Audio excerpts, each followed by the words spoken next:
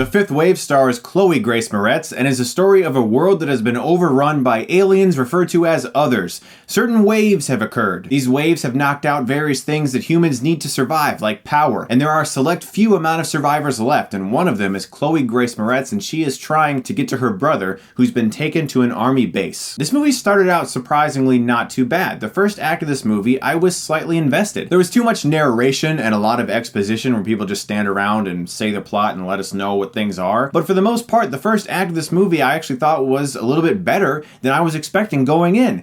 And then at one point, it was almost like they just gave up. And the movie turns into another young person in some sort of dystopian world trying to run from some unknown force.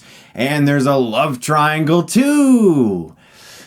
Yes! I was hoping for that. Honestly, for the first maybe half hour or so, I was thinking to myself, this isn't too bad. I'm a little bit pleasantly surprised. The director seemed like he was actually trying to make some good scenes. Some of it actually felt investing. Some of the visuals were a little questionable, but it wasn't like a big problem. And then the movie just drops off the map entirely and becomes a very boring film with our hero, played by Chloe Grace Moretz, running into a boy in the middle of the woods who she observes while he bathes, and he's really muscular and he's rubbing water all over his muscles, and it's just like, what happened? This was kind of compelling, and then it just went.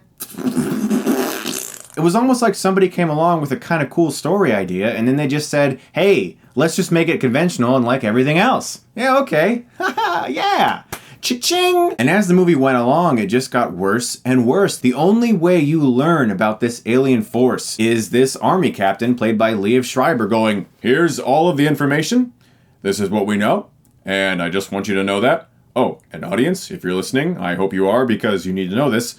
This. Got it? Good. Now we have a story update. It's exactly like that, and it's very poor storytelling. I was very disappointed in the way the Fifth Wave concluded, and basically the entire second and third act. It just becomes the exact same thing we've been seeing in so many different movies. What started out as a somewhat compelling alien invasion thriller turned into another YA dystopian novel turned movie, and it was very disappointing. I'm gonna give the Fifth Wave a D+.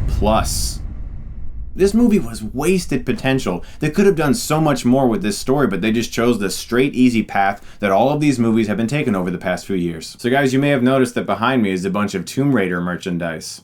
Well, that's because I just filmed my Hilariosity review of Tomb Raider, and oh my gosh, I had so much fun. That's gonna go up on Sunday. I can't wait to share that with you. It's my biggest guilty pleasure movie of all time. Guys, look forward to that. Thank you so much for watching, and if you like this, you can click right here and get Stuckmanized.